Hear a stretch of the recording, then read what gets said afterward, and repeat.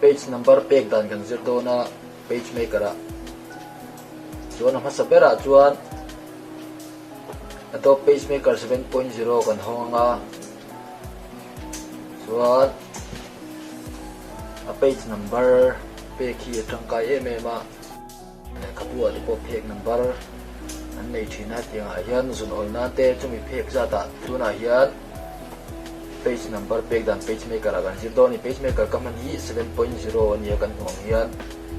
chuan ama sapera chuan file kan kalanga niwa kan kalanga chu niwa chuan page size te a page size te le a margin hi kan du chuan kan set thei a game a chuan ka set lo mai nga chuan a margin hi kan duang size a kan da thei a kan du chuan in chi khat in chi ni po kha kan man dan tur zir khan kan da thei ni chuan number of page a hian pek kan tu zat kan hong don ta pek som ni kan hong nga chuan ta hian kan start na tur kan page kan start na tur kha a pek kan tran na tur lai kha kan du chuan kan type blue tanga kan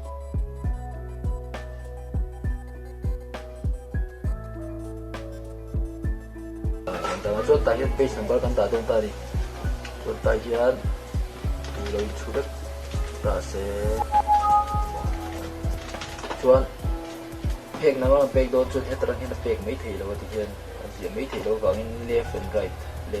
left right ta hian kan bakal don ta ni ta hi kan hung chu mo left right te ta hian lo chuan left right ta kan click anga click anga kan du na la ya tlan pa kan du le kan click anga la ya emo kan du chuan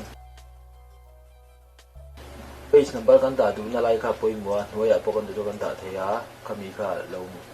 ni sila dahil kan ta don ta ni control alt le p betanga control alt le p kha lo ta panga chuan ta hian click le nga control alt le p bet le nga lo le ta panga chuan ifa page to don ta ni kan na page number hay lo to ta ni 6 7 12 13 kan kha page number page dan a page number kan page dan kan set dan chu lo ni mai ta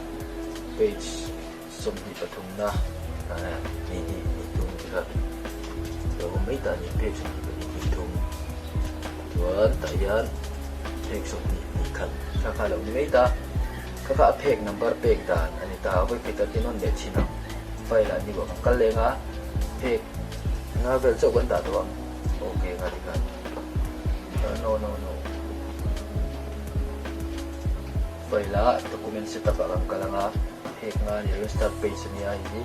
start page chu wa na kan tinga hi number of page hi page nga kan dang